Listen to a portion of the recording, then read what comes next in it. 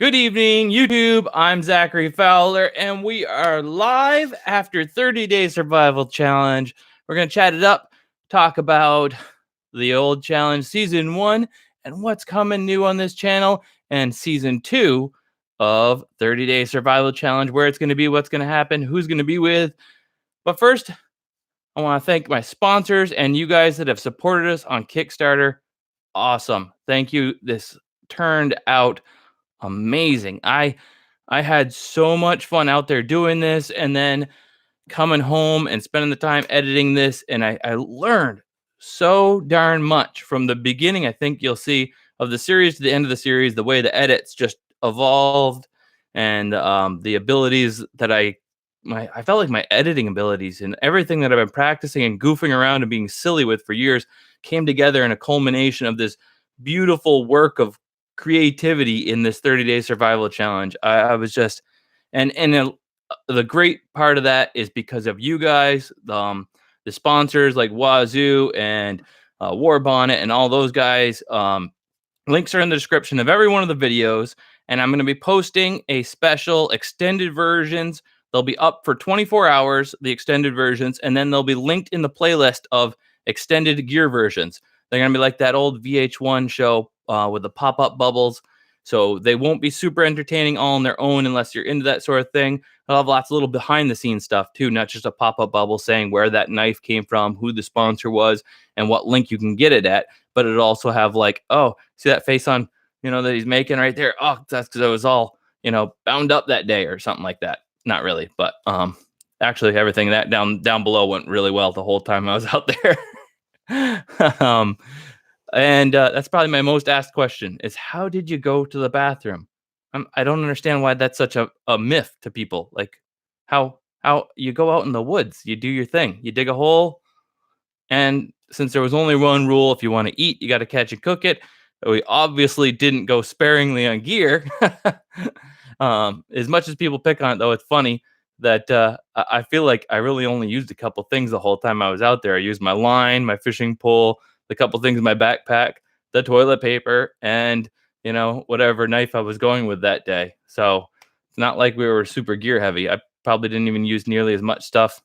Well, if you include the rifle, I used more stuff than I used on alone.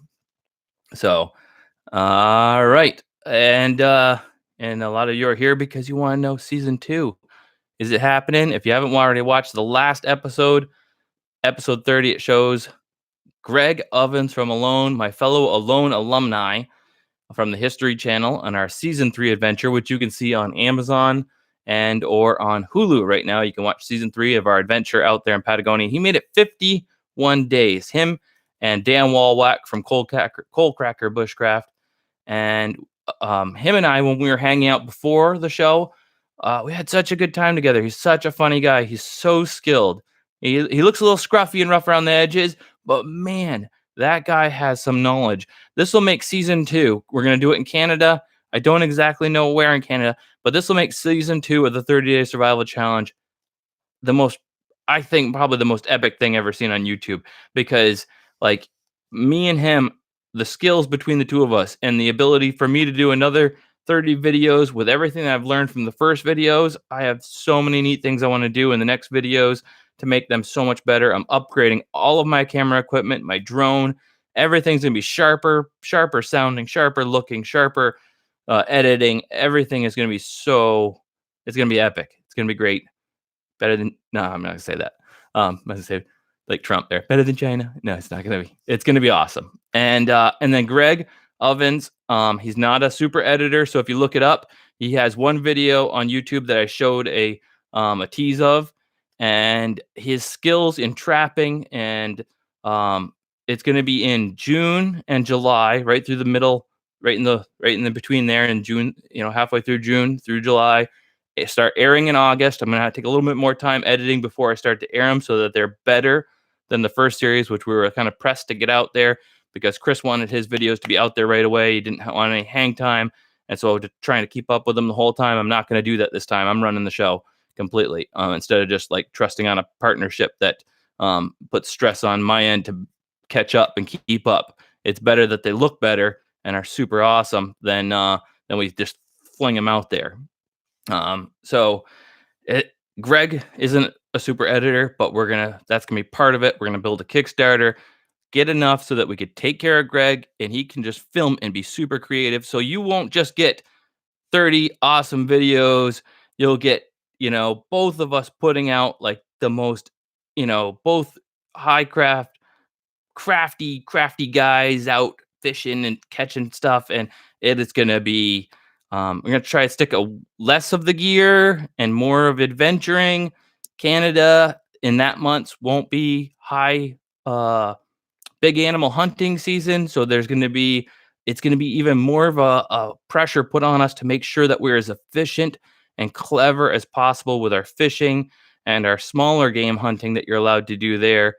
And it's just going to make it so much more epic. I can't even I'm so stoked that we're already planning it and already getting ready to do the season 2 right after season 1. I got the bug bad. I want to be back out there already after spending this whole since the December 2nd in my office editing and posting these videos for you guys. It took me anywhere from like some of the shortest ones took me 8 hours, but there was only maybe 2.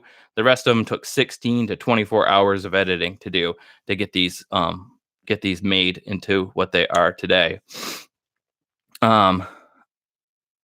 See, I'll start answering your questions a little bit now, and we'll talk about what did just happen before we get into we'll talk about season 2 some more again too. Excuse me. I think I'm starting to come down with a cold. I've been so busy sitting in front of my computer editing these things. Let's see. What was the hardest part? The hardest part, it was extremely easy as far as food and being able to eat and have adventures in Texas. It was very unstressful and nice in that manner. But the hardest part was the hunting of the big game. I got the air rifle on like day 15. It took me 2 days to be secure enough that it was sighted in that I trusted it to use it to hunt big game. And then that still wasn't enough time because you see me go out there like a day later and I miss a turkey because I had it set on the wrong settings. I didn't have enough time to be familiar with the gun. That was the first time I've been shooting again at stuff outside of random here and there up at my land for like 3 years. And so that was kind of disappointing. And then I had 2 more days after missing that turkey and no opportunities presented themselves. And I go to a new piece of land and it doesn't have any of that stuff there. And so I'm trying to hunt rabbits with a 50 caliber air rifle that it was just not the right tool for the job. I think if I had picked out like a 22 or a 30 caliber air rifle, like the Airgun FX, I could have popped every single one of those rabbits.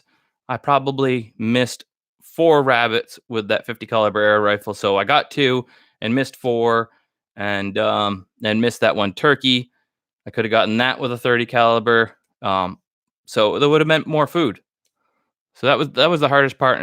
But like I said at the end of the video, it's like a failure is just an opportunity to succeed next time. So this can only get better as time goes on, and I improve my hunting skills and my skills as I go on and keep making these videos.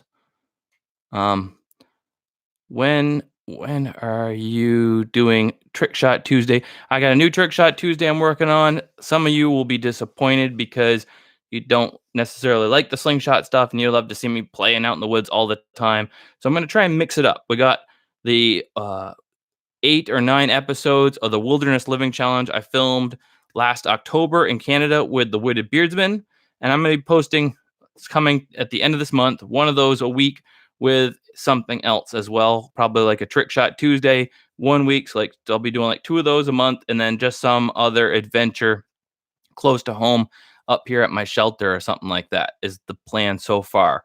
So like I got a cowboy coffee or something. So I'm probably just going to wait for the next snowstorm, go up there, and it's just going to be titled Cowboy Coffee, but it'll be a solo overnight back at the Reed Hut once more with some new aspects, new things that I can mix it in, maybe build something new up there and have some fun and just hang out with you guys and having a little mini adventure while the our 7-day wilderness living challenge from Canada is airing as well each week, one episode.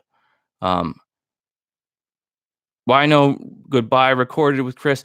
I noticed that in the edit. I don't know what happened there. There wasn't any hard feelings. There was lots of hugs and pats on the back and everything. And somehow I think it probably happened on his end too. If you saw his video, it ended extremely abruptly. And we're like done, mic drop, it's like that's it, that was it. It was like you after filming so much, we just didn't want to have anything to do with our cameras for a little bit. So it zooms like from me leaving there, plane, home. We actually went out to dinner, and we're both like, oh, I know. Chris took a selfie of himself and posted it. We had a beautiful dinner with his family, and we had taken my stuff and then me to the airport in the next morning, and that was it. I was like, we needed a break. It's like sticking the camera in your own face all that time, and when you're free of it because you've done what you were set there for, it was actually hard to pick it back up again a little bit for a couple days. All right, on with that. Why? No, I think I read that already. Forgive me if I missed your comments, your questions here, because there's just so many of them. Maybe pick back up. Yeah, I think somebody says maybe pick back up the 87 days. I think that's what the Cowboy Coffee will be. So maybe I'll try to put 2 of those a month, 2 Trick Shot Tuesdays. I got a neat one I'm going to call for Trick Shot Tuesday, the best slingshot ever made. And I've got like the best slingshot I think possibly ever made to show you, as well as the ones I think are either runner-ups or some people may find as better. And so we're going to go and take them out, light matches with them, do really just awesome fun stuff with them and neat things. So for those of you that have been loving this series and you're new to this channel, I recommend that you go back and watch all my old videos. No, I'm just kidding. But maybe not all my old videos, but go into the popular uploads on the home channel and then start watching them backwards until you find that they stink and you can't stand to watch another minute of it. And that way you can get only the highlights of what you've missed, because some of the Trick Shot Tuesdays were pretty darn epic with the way I filmed it. Just like I was out there surviving, I did my own little thing here, coming down the stairs at home and making coffee and doing different adventure stuff and shooting neat things with slingshots. So yeah. Did you eat Chinese? We ate Chinese before we went in. I think I've had Chinese food since I've been home once. A friend and I got Chinese food. What was the best fire starter or fuel you used? My best fire starter is always my Spartan fire. I love it. It stays in my wallet. I scrape it, spark it, light it up. Little piece of waxed material. I just got a new kit of it that came. Go Prepared is selling this giant bundle of it. It's basically like a lifetime supply. Like I use 2 credit card size pieces every 5 months because that's all it takes to scrape it, start a fire with it, and my Wazoo fire starter necklace. Now, there has been a couple things that I have added to my kit since being out there that are now a permanent part of my kit. And I think some of you will be surprised because one of them is actually another shovel. And so I'll show you that. If you watch the gear videos, you'll be able to see. Another one is the Exotac Survival Zippo. I have branded it. I don't know what I think its real name is like Titan or something like that. But it's sealed, so it's waterproof, and it's just got a great flame on it. And you can light this up, stick this under a little bundle of sticks, let it get going, pull it out, cap it, boom, put it away. It's solid. It never comes unscrewed. It's always waterproof. I've tried dipping it, dunking it, swishing it, and it's solid. So I like that. And so that's now the lighter that I keep in my pocket because I'm obsessed. I like to keep a lot of stuff. But there's a lot of other things that I've added to my kit, and I'll be showing those off. I do my E.D.C that's changed is I'm going to post, I think, Friday. is the plan. I have a EDC Mile High pocket dump video for one of the flights home. I dumped everything on the tray table, and showed that all off. I actually was able to bring my survival card on the plane, all of that stuff right through customs. But you'll see when you see it. It's all legit and safe, and I didn't do anything illegal. So you'll see it though when you see it. It's a fun little video for you. And I think this Wednesday I have an extended version that I've put together that is a I want to say it's uh if you've already seen the behind the scenes, it's going to be a behind the scenes, but it'll show some more of my stuff that went into this and my camera gear and the other more little details. I'm going to be throwing that up Wednesday, and throughout the next couple weeks I'll be throwing up live for 24 hours. They will be up the extended versions to the 30-day survival challenge, and then they will come down and they'll be unlisted and they'll be linked underneath each of the videos in their description, or you can watch the entire playlist through. And those will be like those MTV pop-up show where there'll be pop-up bubbles telling you about behind the scenes stuff, as well as like bloop, a little bubble pop up and be like, this is the Wazoo Survival bracelet with 74 pieces of survival kit in it. Stuff like that. So yeah. All right. What else do we got for questions here? And if you're just popping in, we already talked about it at the beginning, but season 2, Greg Ovens, my fellow Alone alumni, Canada. It's going to be awesome. Awesome trapper, awesome survival guy with kit, with skills in foraging, and it'll be in June, July, and so that will air hopefully in August. It'll start airing, and I think we'll do it the same way as we did this one, 3 episodes a week. And do you play video games? No video games. I don't play video games. I used to play video games a lot growing up. I love first-person shooters. I was very good at it, but I do not play video games anymore. I feel like it. I just feel like I end up wasting my time. Paracord. I have a love-hate relationship with Paracord.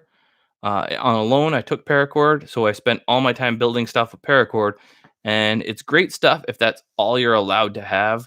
But if you're allowed to have whatever you want, then Bankline is light years ahead of it, because it's like for lashing things, tying things off, the knots, and making stuff. It's so much better. Tard Bankline. Ben, thank you for the super chat. A 30-day in the Rocky Mountains would be cool. You are very much so right. That would be awesome. I've never been to the Rocky Mountains. I hadn't been out of New England all that much before Alone. I've been all over the place a little bit now, talking here and hanging out with people there, and going to shows and speaking and teaching. And so it's been fun. And I'd like to do more of less of that and more of adventuring, so that I can get a better more skills, because I don't learn too many skills when I go to speak at a conference. What church do you go to? I go to the Anchor Church in Rockport. Great little church right down there in Rockport. Come on out and join me Sunday morning if you guys are in the area. And yeah, if you were to go anywhere in the world, where would you go? And would you bring your daughters? I would love to bring my daughters someday. They're not ready for what I would like to do when I go to where I want to go. Where I want to go is Siberia. It has always been my dream. And when they told us Patagonia for a loan, I was like, that's awesome, because I know about Patagonia and stuff. But like, I've always wanted to go to Siberia ever since seeing Happy People A Year in the Taiga. If you haven't seen that video, you got to find it on Netflix or Hulu or Amazon or Prime or wherever it is and watch it. It was like 1 or 2 videos that changed my life. The other video was, I think like Alaska, The Last Frontier by National Geographic, older, and it was all about the families that lived out there and in Alaska, and it was awesome. Oh, and for season 4, 5, maybe 6, I don't know, of 30-Day Survival Challenge, guess who I've been talking to? I met Ivan Kilcher. about a year ago at a something that we did together, and I posted a video of them. Is Alaska the Last Frontier real or fake or something? A video, and it did pretty well. And we kind of hit it off a little bit and talked about doing something someday. And I did send him a message the other day and was like, "Hey, you want to do season 3 with me?"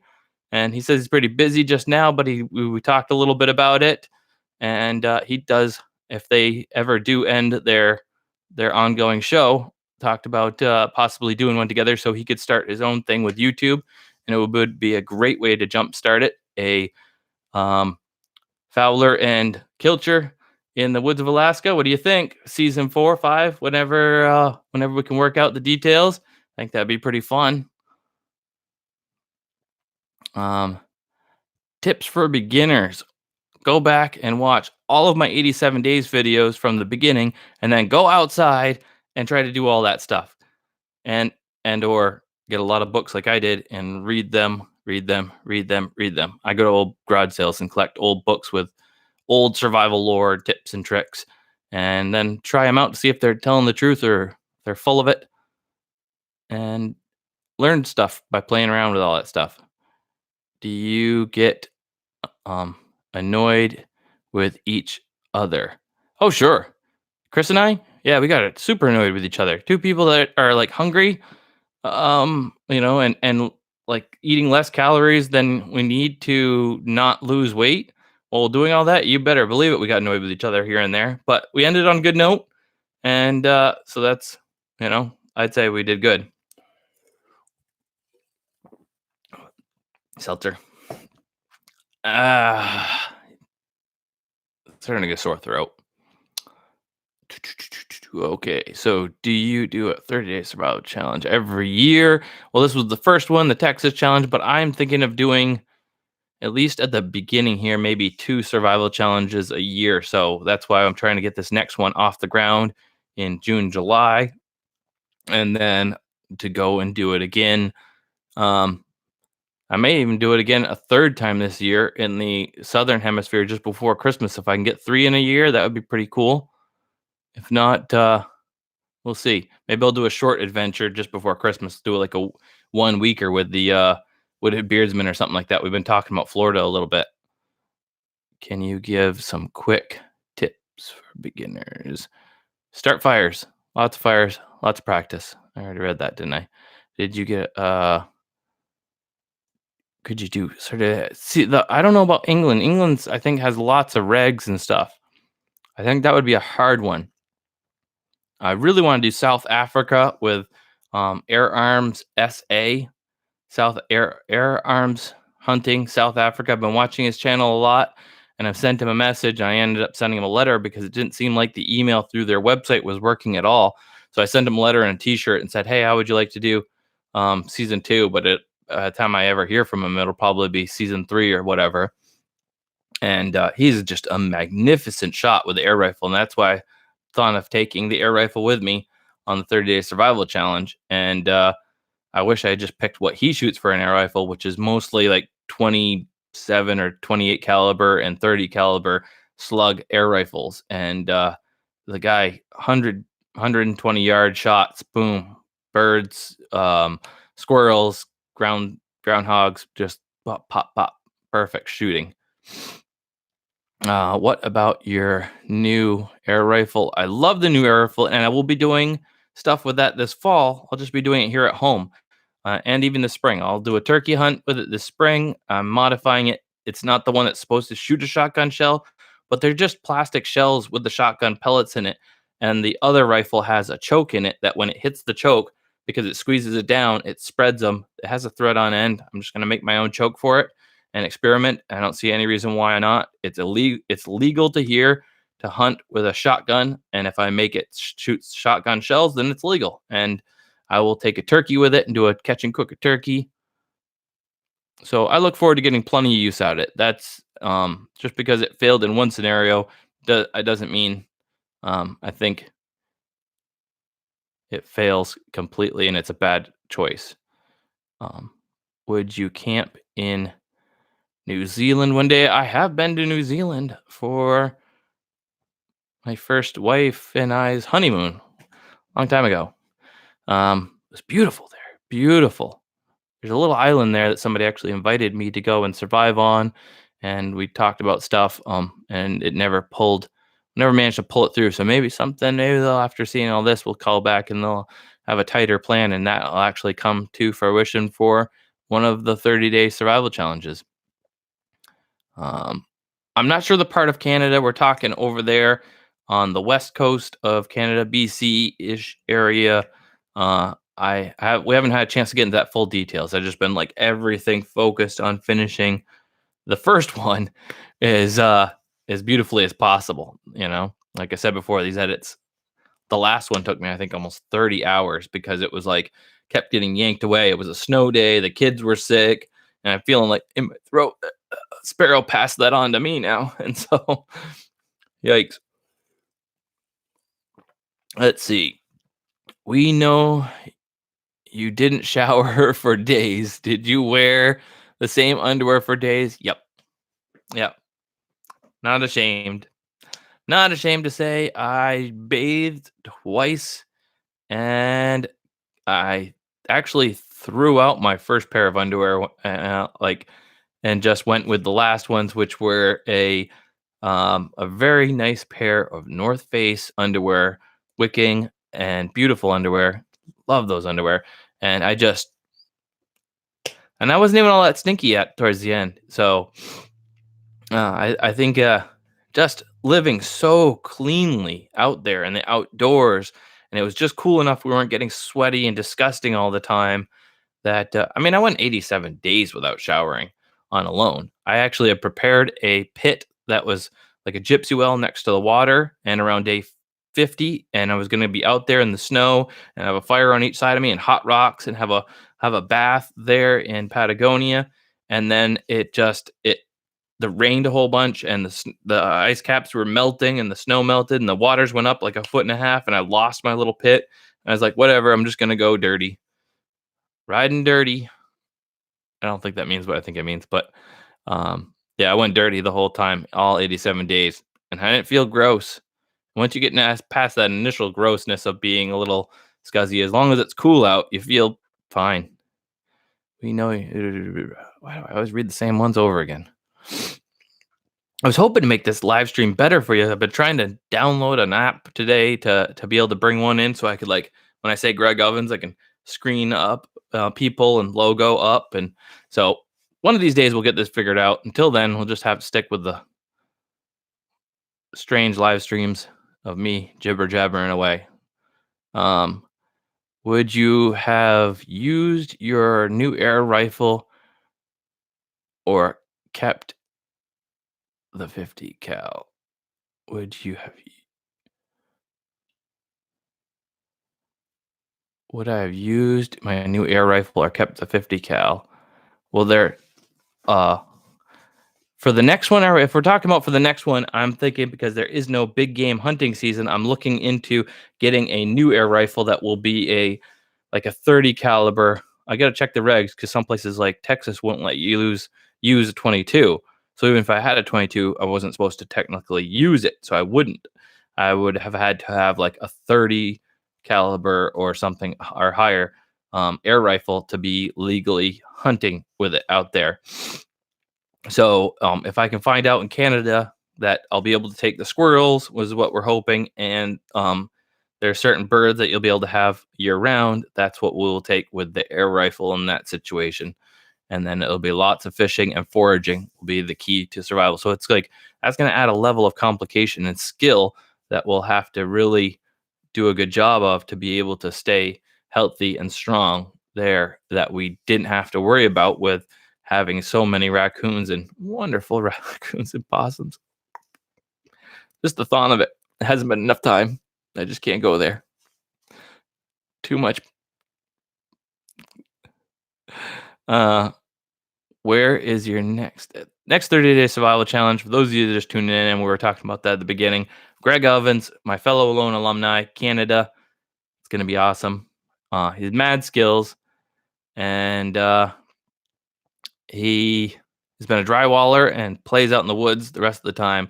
and he's got amazing trapping skills, amazing foraging skills, and he's super funny. If you haven't watched Alone yet, not just because of me, but you guys should go back and watch Alone season 3. I think it was the best season of Alone ever that has been out because there was just so many people for so long of a time, so creative, building such amazing things.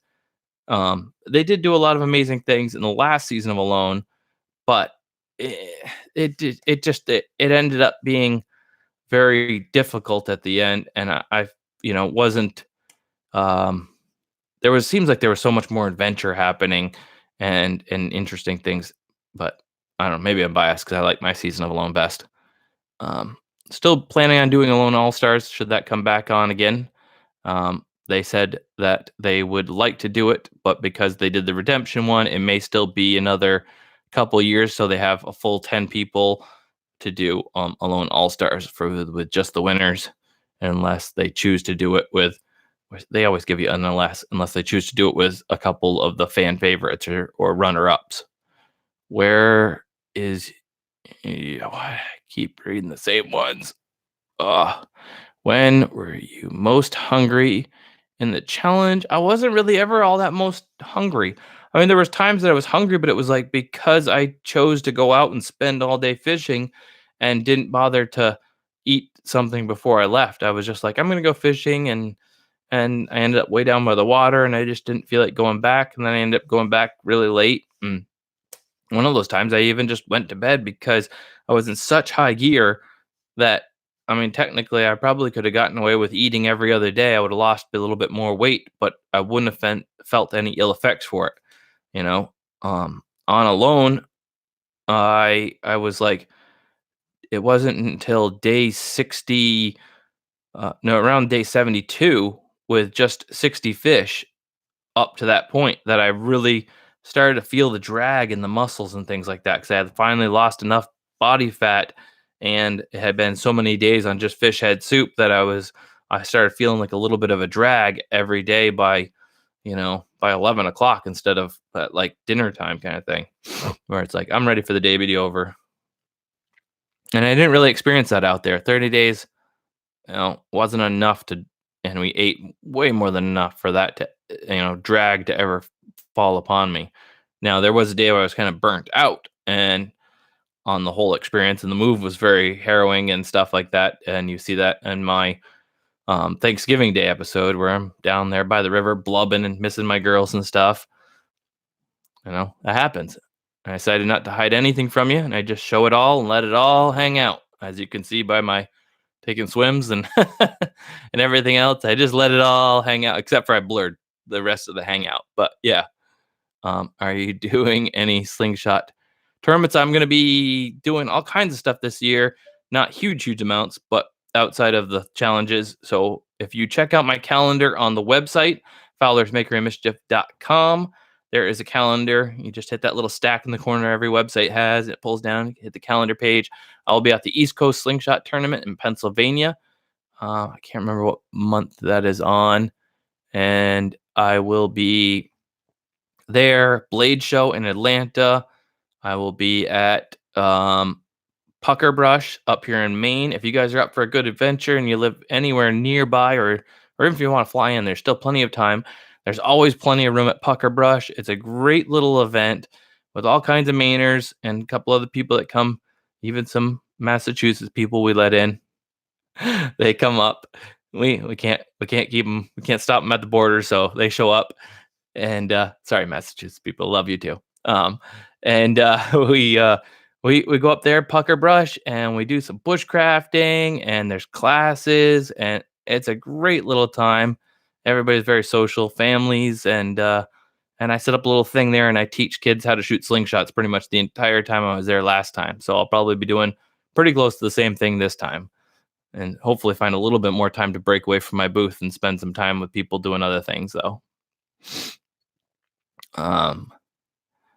Do you and Chris have any falling out in the 30-day survival challenge? Oh, I mean, yeah. We were two people stuck in the same place. We fell out a little bit over this, that, and the other thing. Oh, I want bone in. I want the light meat. I want the light meat. I want the dark meat. And fighting over, like a couple of raccoons fighting over a drumstick. On the nights where there was more meat in the pot than not. No, we resolved everything, um, without it ever becoming a true falling out or anything. We had to apologize a couple times because we were tired and hungry, and we're a little rude to each other and things, but you know, we did good. Do you think T series is no? Okay. What was the worst part about the 30-day survival challenge? I don't know. There really wasn't any worst part. Everything was pretty fun and awesome adventure. Um, Maybe one of the more difficult things was the unexpected cold. Uh, I mean, I'm from the cold up here, but had I known it was going to be that cold, I would have had insulated boots. And, it's like and it's not a big deal, even going out for 2 or 3 days with everything I had just then and doing stuff. But like when it's day in and day out, it was so hot and it goes from so hot and you're not acclimated to it yet to so cold. And I had just enough stuff to be comfortable that you're always on the verge and you're always exposed to elements and you sleeping in it at night. Um, Actually, the night part was the better part because I put my hot rocks in there and it was so cozy. And it was just, so it dragged at you sometimes. There was a couple times where it was dragging at us because it wasn't just cold; it was blowing nonstop. Um, you know, I'm not complaining. I'm just explaining. So do you did you buy subs? No, I did not buy any subs. Do you plan on doing this again? Maybe with Wooded Beardsman. I don't know if the Wooded Beardsman would do it, honestly. I tried to talk him into doing something longer. I'm like, it took me a little bit to talk him into doing a week. He wanted to do 5 days for the 7-day challenge that we did and filmed in October, which will be airing starting at the end of this month. I'll be airing it here. And I think it's like 9 episodes. I haven't even gotten into the edits yet. I actually had to move it off of my hard drive onto a separate hard drive just so I could edit the 30-day survival challenge. And the reason that comes out after is because there was a conflict. He wanted to air his through Christmas, but I came back and I had already made obligations with sponsors to start airing mine. So mine was airing through Christmas. So it didn't work out to air at the same time. So I'll be airing mine after and linking his videos so you can watch mine and watch his for our wilderness living challenge. But he doesn't want to go out and he's already a really skinny guy, and his concern is that he'll go out and he'll become desiccated muscle-wise because he doesn't have the fat to give up. So he just doesn't want to torture himself like that. So he's all about if we could take a week and go do Florida, or that's what we've been talking about a little bit, hitting up Florida at some point this late fall and stuff after this next survival challenge I do in Canada. So need a Fowler card. What was the best part? The best part, just my mornings. My mornings to wake up and to not have anything that I had to necessarily do. I mean, there's things I had to do if I want to keep going, but just to get out my journal, my Bible, just spend some quiet time. Reading and reflecting and journaling. I'm still hoping to put that together. The journal, it's all full of my whole time there and a little bit of more behind the scenes and things I was thinking as, interactions between me and Chris went south for a little bit and then back up at times and stuff like that. So, it's a little, quite a bit more actually, I think, of the adventure, you know, um, because I can't really tell you my thoughts necessarily unless I say them. And so the journal has a lot more of that, um, all the feely touchy stuff. And so and it's got a whole bunch of I've got all these other photos from the trip and stuff that I would like to include. So the book would have more details and more photos of the things that we built out there and details of the building of them. So it would be a cross between the story and the build. So hopefully I can get that together and get that off to the publisher.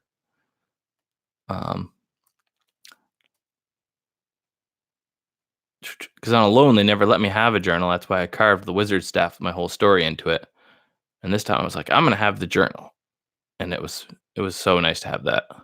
What was the first thing you ate when you got back home? Before we even got back home, Chris and I went to, um, we went to Panero's, I think it's called. Like right when we came out, we went out to Panero's, and while we were still dirty and everything, I think.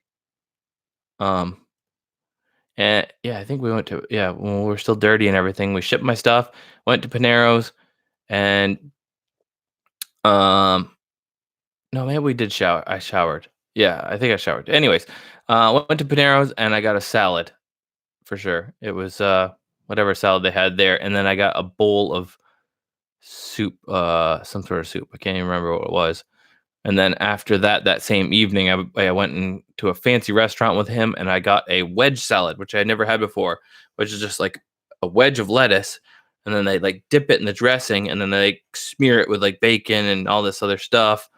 And I think I might have gotten like wings or something like that, and just I tried to stay away from the breads. I didn't get into the breads and stuff like that. Came home and started right back into my normal life of, for the most part, of salads for lunch with steaks and pork rinds and things like that, and something great for dinner like vegetables drowned in butter and cheese and steaks and more burgers without the bread for the most part. I've had a couple pizzas, and this weekend we had a pizza party and stuff like that. The men's breakfast pizza party. Um,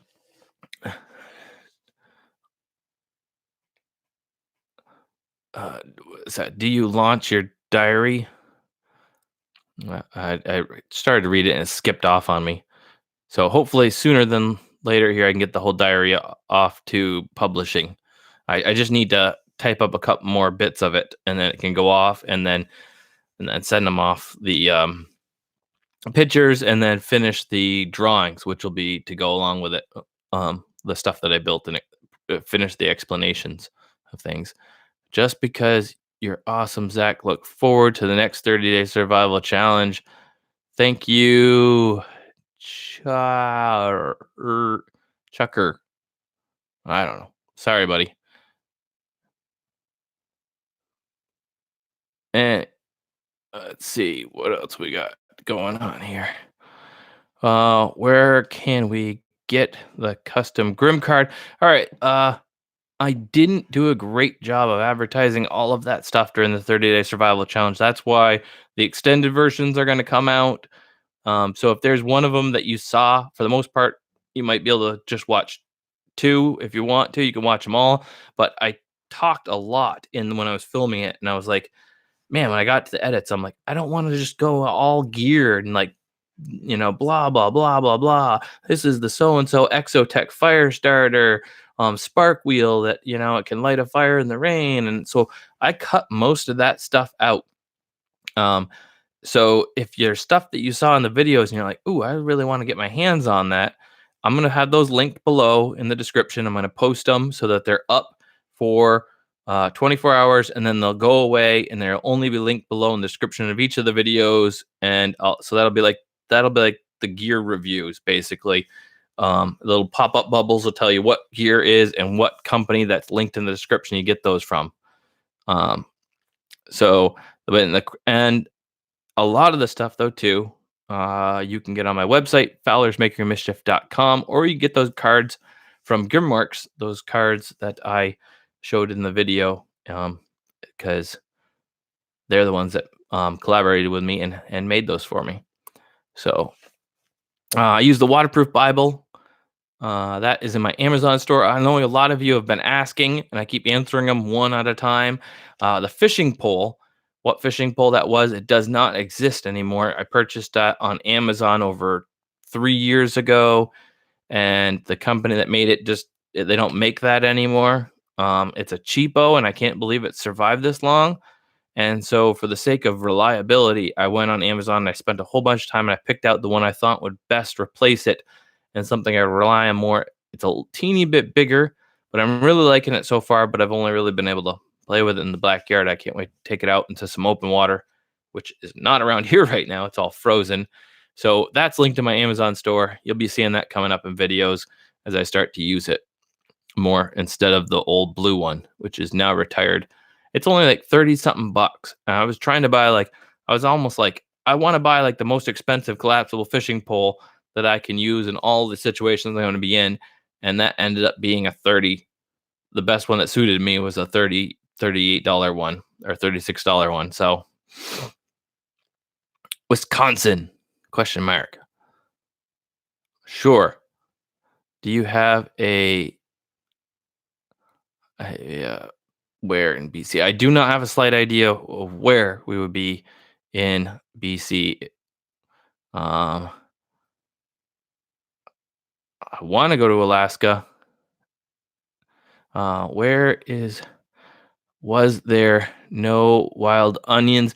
There was wild onions in Texas. The problem being at this time of year, they lose their blossoms. And so the tops of them looked a lot like blades of grass. So unless you were dragging your feet and kicking around, you didn't scuff across them and and catch a smell of onion and find you're in a patch, you don't find them. And so like after wasting a bunch of time looking for them here and there, which I just edited it out of the videos because it was no point in just saying I'm always looking for something and never finding something, and just like I just didn't bother, and then I gave up looking and never found more than one. Are you sad when you leave 30-day survival challenge or happy? And what do you do with the raccoon hides, other parts? The last thing, which located do you like the best? All right.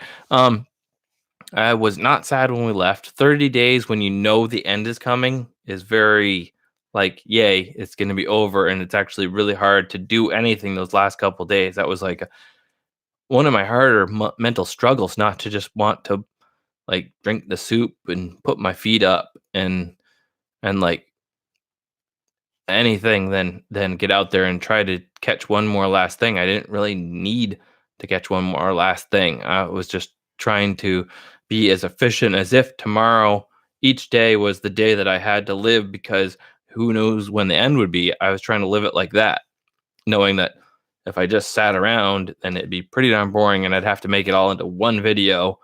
And the last couple days would have to be in one video, and there'd be and then even then I'd be showing nothing but going to get water. So I kept busy, And we didn't do anything with the hides. I looked at doing something and doing some brain tanning, but the hides at that time of year, I guess because it's so warm, their furs were all coming out. So they really hadn't gotten into having like a winter hide, and the hair hadn't so they were still shedding and stuff. So I was like, if I did it, then I just have this hide that I bring home with me and was always molting. Now, Bob Hansler, he was nice enough and he put my rattlesnake in a jar of solution, which I think he's finishing for a video as we speak. And when that's done, he'll be sending me my rattlesnake skin. I brought the turtle shell home. If you saw day 30, you saw it on my table. And I have this a polish that I put on the Slingshot, so the handmade ones that I've harvested and made and put on my website. And it's wax, just regular paraffin wax, mineral oil, and what was the other one? The one of those finish oil, linseed oil, boiled linseed oil. And I mix all that together and I make this like soft, like almost like you could use as beard oil or salve if you'd put herbs into it, minus the linseed oil. And I used that to rub the turtle shell, and I did that like 2 or 3 coats of rubbed waxing and polishing. I waxed my turtle shell, and it looks beautiful. It feels like it's beautiful looking, and hopefully it lasts for a long time. It looks really good. Are you sorry, reading the same stuff again? Would you be interested in going to Alaska? My aunt owns. I would love to go to Alaska. I'm not making any other plans than the next 30-day survival challenge right now. All that soon, just yet. Anybody's welcome to email me invites if you, and I'll give them consideration for sure.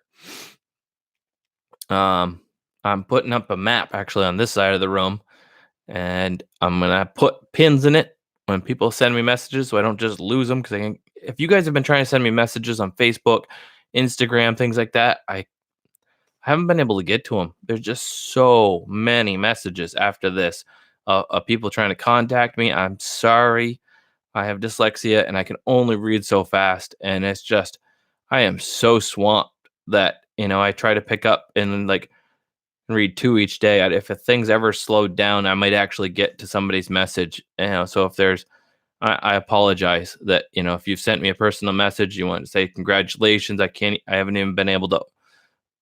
There must be about 50 messages in Facebook Messenger, Instagram, and I have Twitter, but I don't think anybody uses Twitter anymore these days.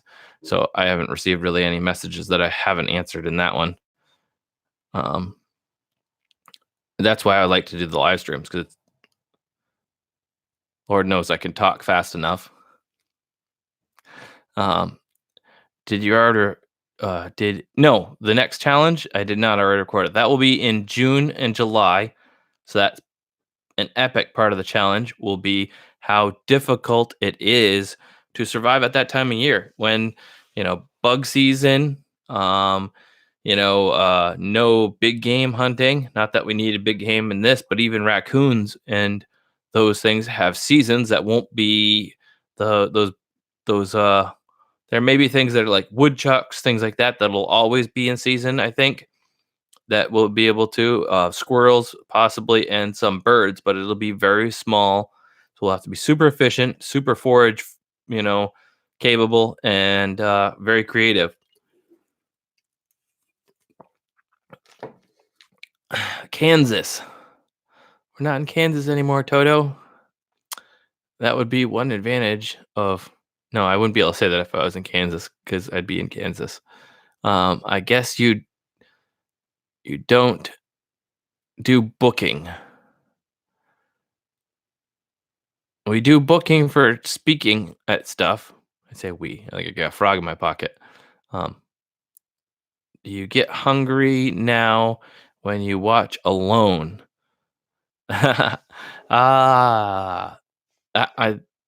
last time I watched Alone and did some live some videos about it. I pretty much always watched Alone and had coffee. So I don't really think about it. What part of the country or world would you most like to do the challenge? I said this earlier, but I really would like to do Siberia someday. The Tigra, like up there. I was really jealous of Alone season 5 and wanted so badly to be there in Mongolia, because that's my other, they're really close to where I wanted to be. It wasn't quite where I want to be, like Siberia wise. But what I know is realistic and I would like to do is South Africa with Air Arms Matt Dubber, and air rifle expert, air hunting South Africa, I think is his YouTube channel. I've been watching a lot of it. Air Arms SA or something like that, I think is abbreviated as. You guys should check it out. It's great videos if you like just nonstop shooting and hunting stuff. Good stuff. Beautiful filming, cinematography, the way he films it all and stuff. And very interesting the way he can shoot very accurately with that like 30 caliber and 24 caliber, 25 caliber air rifles at really long distances. Were you sad that Chris didn't like your biscuits? He hid it on his channel. Yeah. No, I wasn't sad because I got to eat his biscuit. There was plenty of times that happened. That was like our biggest grievance at times is like I was like I wanted to get the most out of all of our food. And he just kind of wanted the meat off of stuff and cubed up so he could eat it as plainly as possible so that you didn't have to remember where it came from, maybe. I don't know. And I'm like, "Oof, throw it in the pot. We need all the electrolytes, all the electrolytes and salts. And well, we had salt with us because of our seasonings and stuff. But it's like all those things that, we need, everything a growing boy needs, the full balance of that you get out of a stew makes up for a lot of times the things that were lacking in getting more green forage because there just wasn't a lot of green forage out there at that time of year. And as you see, Chris got sick. I felt a little funky the next day, and so I think whatever it was affected me, but it wasn't food poisoning because food poisoning definitely would have taken us both out. And what I think is a couple of people have said, and I read a little bit about it only in one place I was able to find that says that cactus, some people can be allergic to it and have more of a reaction. So I think he had a extreme reaction. So had we chosen to eat more of the cactus blades continually the whole time, and we had eaten some earlier without any ill effect, not that I can remember, but only a very small amount. So I think maybe that's what took him out. Because anything that was like cross contamination, food poisoning, he would have been sick at both ends, and he wouldn't have been like up walking around the next day when he finally came back. So not that quickly. So yeah. Are you planning another season? I would love to do another season of Alone. I want to do Alone All Stars. And as soon as they call me out for it, I'm all about it because they did Redemption. I don't believe they will be doing it anytime soon. I think that'll be probably, I don't know. I bet you, my mom and I were calculating. My folks came up for a visit this weekend, and I think it'll at least be another 3 years, and that would give them a full 10 people. And but then they might have to wait 4 years because if one person opts out, then they wouldn't. So maybe they'll call it, people that never quit, and they could bring in a couple of people that had to be yanked or something. I guess there's only Dave at this point now after all that. How long are you streaming? I don't know. I usually stream for an hour and a half when we do it. That's supposedly what YouTube likes the best is when you do an hour and a half long live stream. Bow hunting. I have not done any bow hunting since I put my bow away, which I wasn't even successful at when I did do it. But I have been talking to Riverbend Longbow. You guys could check him out here on YouTube. He's got a channel, and he does some really great bow hunting for fish and bow hunting trick shots. That's where I got my Trick Shot Tuesday. Him and I were talking, and I was like, I want to do it too. And so I started doing Trick Shot Tuesdays with the Slingshot, and him, after seeing him do some with his bow, and he makes the most beautiful longbows. And so him and I are talking. I'm going to try and help him work on his logo and, maybe do a video of receiving and or going to see him and getting a bow. And the way things are going on YouTube with guns being like demonetized and demonized, it may mean that you see a lot more bow hunting and a lot more slingshot stuff and never see a gun again. In the next, we'll see what trends over the next couple of years. But that's the way our country's been kind of going for a long time. People saying that, guns are the enemy, and all that gun shy stuff keeps only increasing, unfortunately, because it's just not really true. Um, could I sell Everstew? You know what? Oh man, uh, that's such a good idea. I wonder if I could find a company that would can, or do a freeze dried Everstew for me. We just like write it on the front. The title is raccoon, possum, and all that. But when you look at the ingredients, it's not, and everything else would be a disclaimer because I don't think you get the legal rights to be able to sell canned possum, raccoon, and catfish stew with all the bones. Um, Raccoon tastes. I thought like a lot like roast beef. Like roast beef in a crock pot or something. It's all that fat, very fatty. Uh, Tastes really good until you've had way too much of it for too long. The thing is though, even at that point, it's like you're like, oh, I just don't want to eat any more raccoon. But then you're so hungry after not eating all day and still feeling good. But it's like when the hunger sets to that right spot, you're like, oh, I'm really hungry. And then as soon as you take that first bite, you're like, oh, this is the best thing I ever had. And you're like, man, just like 4 hours ago, I was like, I don't want to ever eat another bite of raccoon. And then you eat your whole meal and you're like, wow, it was so good. And you're all good again. So that's the beauty of being really hungry, I think.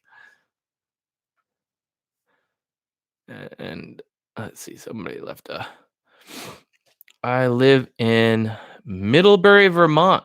I know you grew up around here. Also, my parents are from Athens and Scarborough, Maine. What part are you from? I am originally from Rutland, Vermont. Grew up there, born there. Everybody thinks I'm from Maine because after winning alone, Maine published all these articles. Every article that was published in Maine said Zachary Fowler, local Mainer. So they pretty much adopted me because I had won the show, and they're like taking all the credit. Like all right now, because technically you have to be here 3 generations to be a Mainer, and I only moved here when I was 21. So fell in love with the place.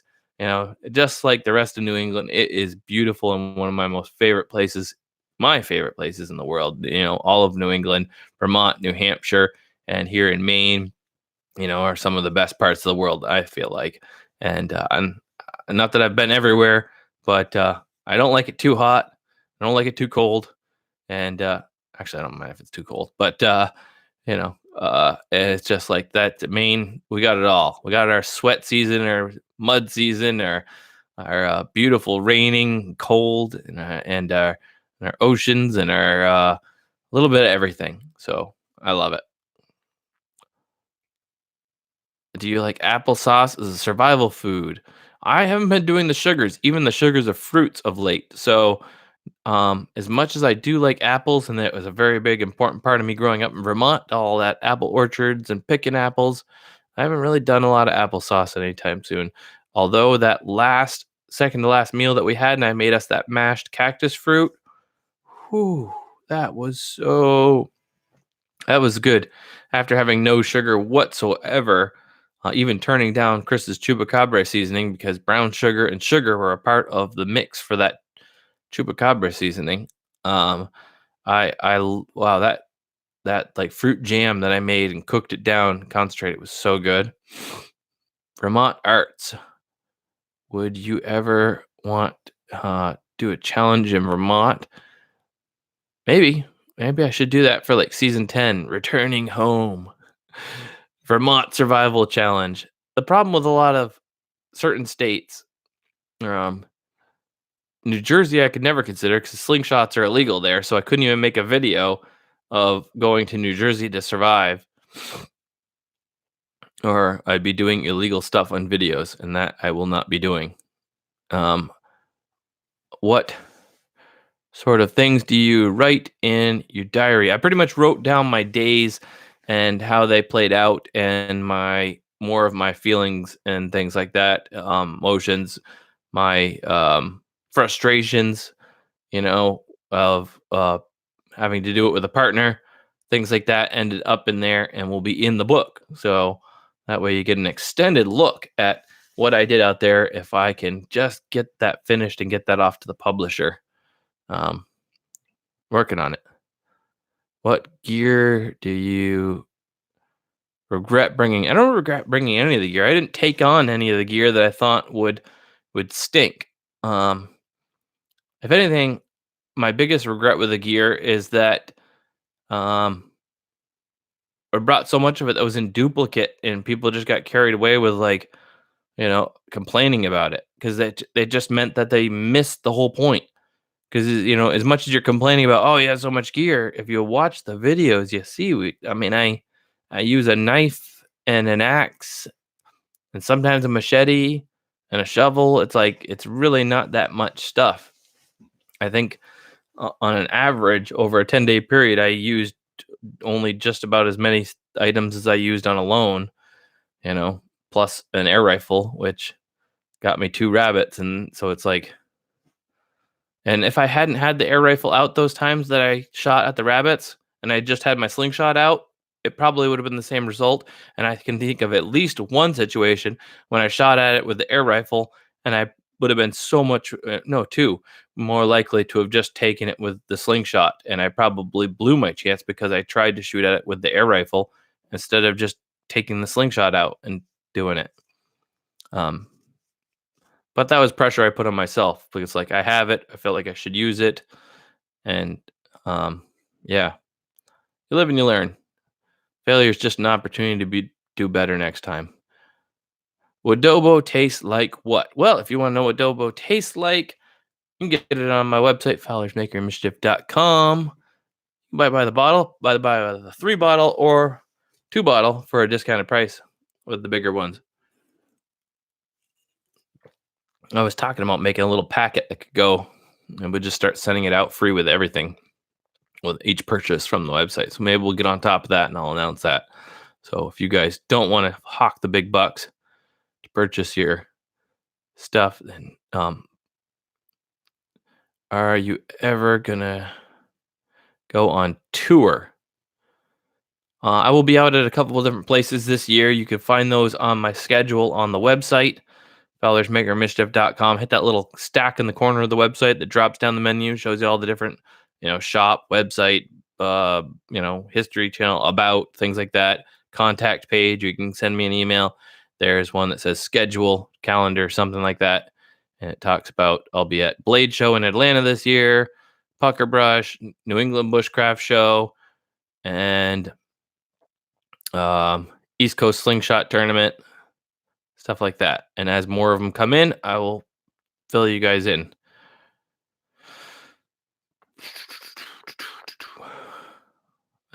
Still lots of questions, so I guess we'll keep going. Would you consider any hunting? You know what? It's funny that you should say that about a dog. I thought about a dog. I've been thinking about a dog a lot because ever since a year and a half when Jamie left, and it's been a year since the divorce. Not something I wanted, but I always get to say and things like that. When the kids go to be with her for their half of the week with her, because we have them half and half, I have the house to myself and it's quiet. I need a dog, and it didn't really hit me until we were out there during the 30-day survival challenge. Like, I would really like a dog almost again. And so I've been thinking about it, and I looked up a company in Belfast, Maine, and they have a not necessarily a Jack Russell Terrier, a terrier, and they are the cutest dogs. I like small dogs, not useless little yappy dogs, but strong, kind of like the Jack Russell Terrier, Irish Terrier, something like that. Tough, clever dog, kind of maybe a ratter, something like that. You could send after gophers and woodchucks if you could train them. I don't know. Or just your little buddy. How fun would that be if I did a 30-day survival challenge? Me and my dog. Get a new dog. We spend a year training, and then once we're a good team, we go out there and we do 30 days together. I think I'd probably still just bring food for him. I don't think it would be I'm not sure how if it would be fair to subject him to having to eat just raw wild food all the time. But depends on where we are. I mean, if there was enough um, woodchucks and raccoons and things like that where he could just eat that kind of stuff, then where we started with a deer hunt that was successful, then I could easily keep a small dog like that well fed and not be hurting him. Do you think you should? You always end up on the same one again. Can you do a challenge with Justin Barbrew or Joe Robinette? I don't know who Justin is, and I don't know who Joe Robinette is. Don't tell him I said that. That's not funny. No, I don't know. I don't think Joe would want to do a challenge with me. He I think he wants to stay on top. If anything, I think that crown is starting to itch around the edges there. Joe's crown there. That million isn't seeming like that's 700,000 subscriber gap isn't feeling as secure as it did last month for him. We'll see. I'm planning on keeping this going and stealing the crown there, Joe. What's the best food you ate out there? The best food? That's a toss up between the crawfish and the catfish. The catfish was so good. I like it even better than trout. People are like, those things are disgusting in the mud. I guess some places they're gross. My Uncle Teddy, he's like, they're disgusting in the mud. They're in Lake Champlain there in Vermont. They're really gross. But in Texas, it was just so good. They were just so good. And the first one we ate without adobo, I loved it. It was beautiful. And we had it with the adobo, fried in the fat of the raccoon. It was like every time it was so delicious. And the crawfish were just so sweet without any other sugar in our diet. It was so good. There was so much sweetness to them that it was like little tiny lobsters, just explosion of flavor in your mouth with every bite. Those are my favorite. And especially once we fried them in the raccoon fat. So I did the most softest of shelled ones that were just the right size, and then I just ate them whole, the entire shell and all, just crunched them right down. Chris thought I was so gross for doing that. He could barely look at me. Just like, he was like, no, not do. I'm like, dude, just try one. Try one without the body, just the tail with a little bit of crunchiness. I love shrimp that way too. Oh, so good. Fry them up whole. Would you make a bushcraft video tutorial? I probably won't make too many bushcraft video tutorials. I try to include a little bit of knowledge in the stuff that I do. But if you want a full video that's just how to lash, things like that, I suggest you watch Dan Walwack, because you could think up, see any of the subjects or things that I've touched on, and then you could find that on Dan Walwack's channel and find a specific. He is amazing tutorial videographer when it comes to cold cracker bushcraft. The videos and the bushcraft. I mean, I learn stuff. I click on his videos all the time when they pop up because I'm learning stuff from him that he just sifts through old knowledge like I like to do, and he finds some things. Like I saw the one he had made of fire tongs, and it's just a forked stick and another stick, and you put it through another stick through it like this, and so when you go like that, it clamps onto stuff. So you can the two sticks and the fork stick, and you can just pick up chunks of wood in your fire. And it was the most simple thing in the world, and I was like, I'd never seen that before. So he's a great tutorial and bushcrafter. Love your channel. Evil Donkey. Okay. Thank you very much. Fish head soup causes mad cow disease.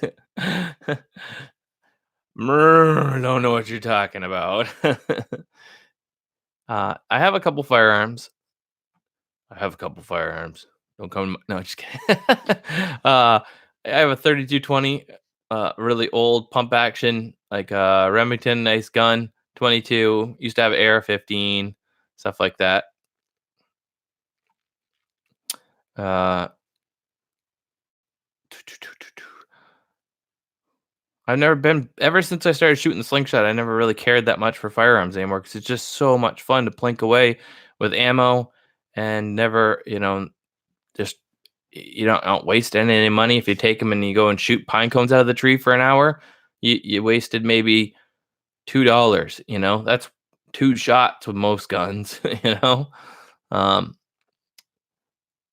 or 4 or 8 shots. But yeah, so and that for me would have been like 80 to 150 shots, depending on what size ammo I was using for the slingshot. So, um,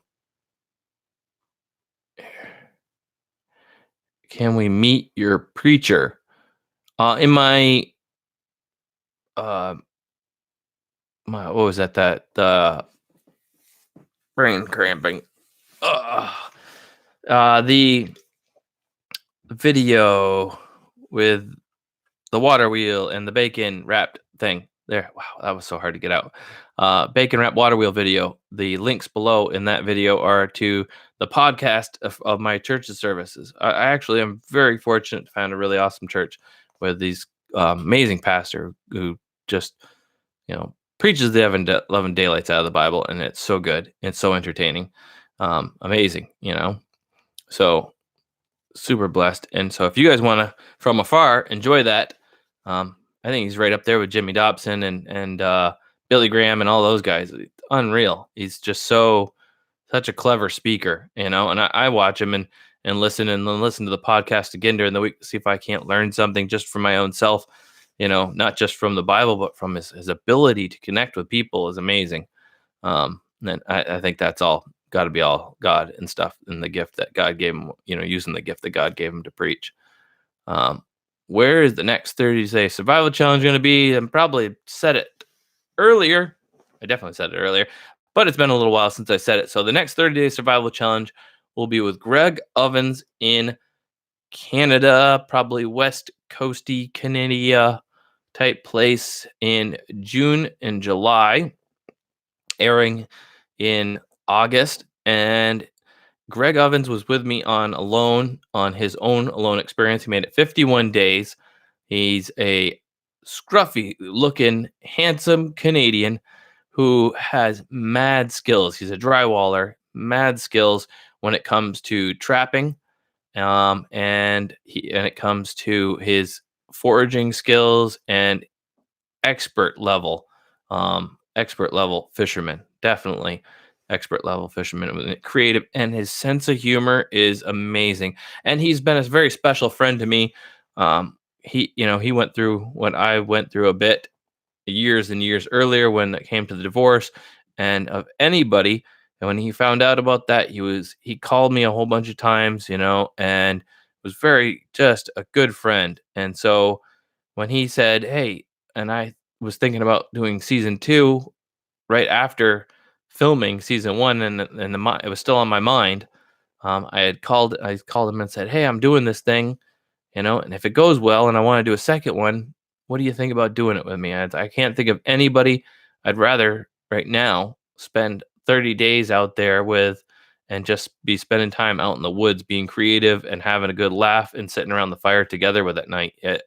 I think it'll provide the most entertaining YouTube series that has ever been after this last one, which is turned out pretty good, and I think you guys did too because you're here. So thank you so much for all the views and the likes and the subscribes and the shares and the gracious, entertaining, fun comments that I get to read.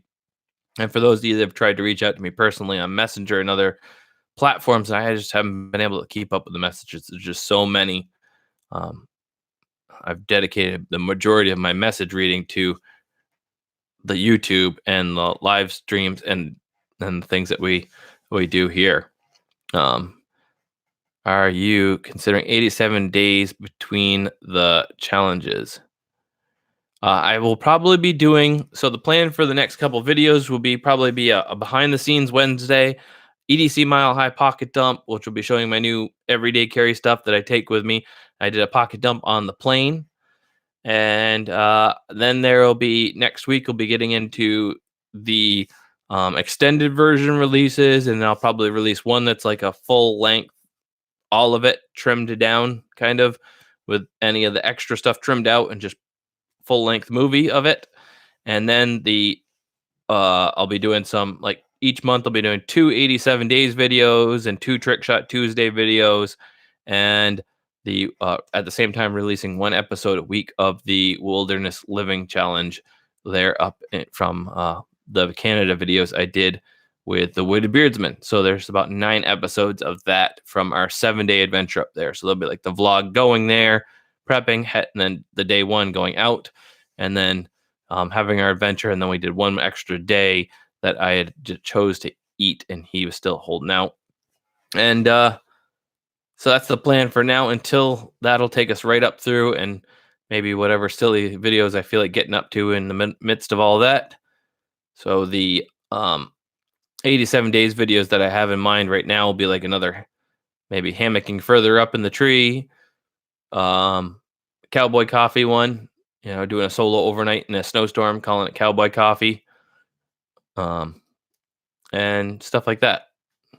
What will there be to eat and catch and cook in Canada? I'm getting a cold. Sorry, guys. Canada sounds like lots of good fish, trout, things like that, and lots of good forage. So we're gonna have to be really at the top of our game, and that's where Greg Ovens really excels, is his foraging skills. If you haven't already seen it, definitely go and watch Alone. If you have Amazon Prime or Hulu, it's on there. Alone season 3. It was the best season of Alone so far, because not just because I won it, but because everybody built so many amazing things and did so many neat things. Britt, that was just on Redemption, built a cool shelter on that one, was catching fish.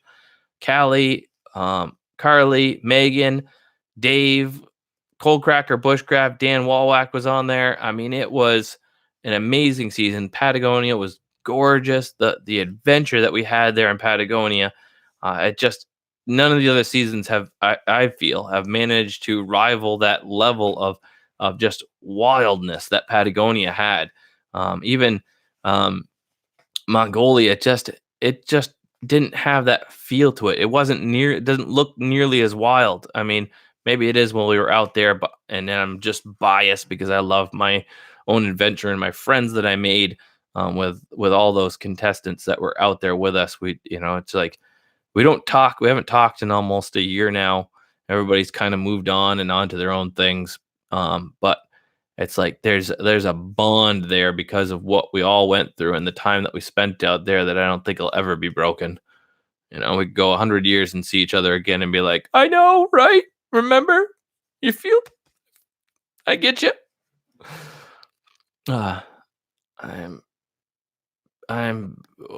Somebody was, what they saying? For Alone. I'm being considered for Alone. Any advice?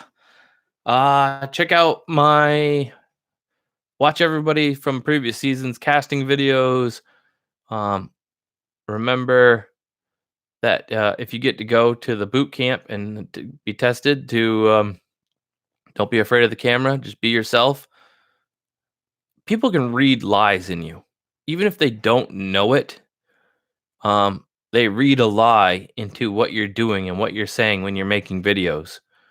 So always being the best you can be, and just being you is the most important thing in the world. Because if you're making a video or you're in a video and you're trying to be more than yourself, it turns people off. Even if they don't know that you're making things up and you're fibbing and if you're not being yourself in any way, if you're putting yourself out there as the expert or the guru or that you know what you're talking about and you really don't, and they don't really know how to they don't call you out on it because they don't know that you're lying to them. It's like it still in some way always rubs people the wrong way, and it just so by being just honest, you know, like it means the difference between making a video that's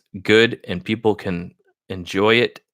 I was honest about all of my failings when I was out there, and I was surprised, and I felt like I put myself out there, and it's like I could have just as easily edited that turkey out that was sneaking up behind me, right? And just not showed that I missed the turkey, and not showed that I was too absorbed into what I was doing, thinking that I could hear stuff enough that I would notice it if something came in, and not showed that I made a fool of myself there, and nobody would have been the wiser. But I told the truth. I felt like that was an important part of this whole adventure is that I told the truth about everything that was going on and everything that happened, and just let it all hang out. Well, up until the part where it was important to blur that out, otherwise they'd kick me off YouTube when I went swimming. But um, it's like being honest is like the most important thing you could do in any relationship with everybody. Every conversation that you have. If you ever watch movies or TV, it's my biggest gripe with trying to watch movies or TV of how painful it is for them, and the whole movie is based on a lie. People lie about stuff, and then it's like this whole convoluted mess comes around to bite them in the end at the rear end. Literally, there'd be no concept for 90% of the TV shows and movies that are out there if the person just told the truth in the beginning. I'm trying to think of, for instance, one of them. That movie Meet the Effers there. With what's his name? Like every single one of the movies that he's in, it's like if he just told the truth, there'd be like it would be they'd be boring and they wouldn't be a movie. It's like it's all based on a lie, and it's the same thing with your interactions with anybody. Just tell the truth, own it. You screw up or you do something wrong, you own it at the beginning, and you move on. And everybody moves on, and you can grow, and you can learn, and you can and people can trust you, and you can have integrity.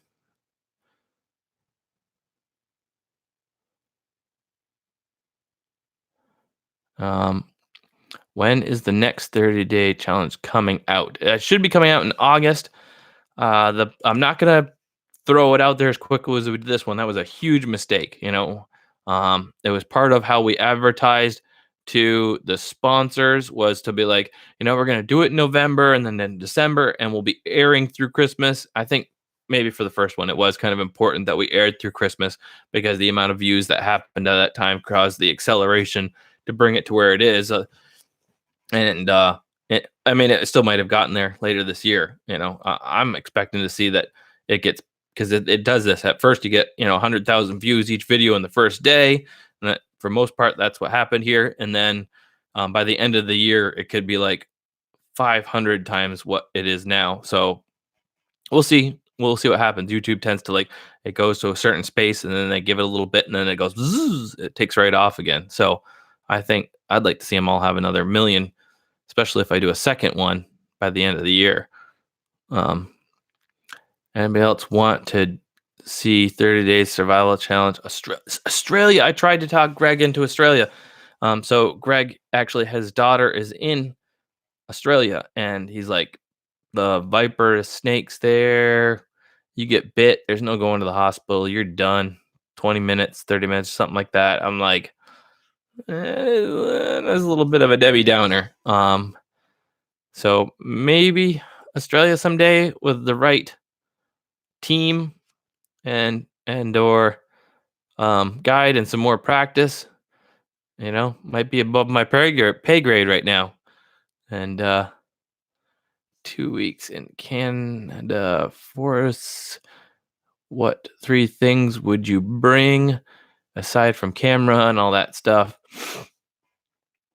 I think the 3 most important things I always try to have with me is like, it's so hard. Everybody says 3. I can't think of 3, just 3 things. 3 weird things. They're kind of like my slingshot, my shovel, and my journal. I don't want to go places without it. Well, my Bible. So it's like they're kind of a combo journal Bible thing. It's like I had to go out alone with that without that stuff. At the time when I went out alone, I would have cared less about bringing my Bible, but the journal I would have killed for bringing a journal. Um, uh, what model hammock? I think my hammock is like the Blackbird, Thunderbird, Firebird, Phoenix. I don't know. It's the Warbonnet hammock. There's only one when you're looking at them. The way my flies pulled out on the like wings that pulled out, and you got a little gear shelf, and you stick your gear in, and you'll tell the difference between it and other ones. I'll put the link. Actually, I think it's in the first gear videos. It's linked in below every single one of the videos. There's a gear version, and that will be coming out soon, and they'll be live for 24 hours, and then they'll only be in a playlist of just the gear versions, or link below each of the related videos. And the first two, one of them says what hammock that was and stuff, and what Outdoor Vitals sleeping bags. So, yeehaw. And we're at an hour and a half. I think that's the magic hour according to YouTube analytics. And my throat's getting sore. So I think I'm going to say good day to you all. Thank you for watching. And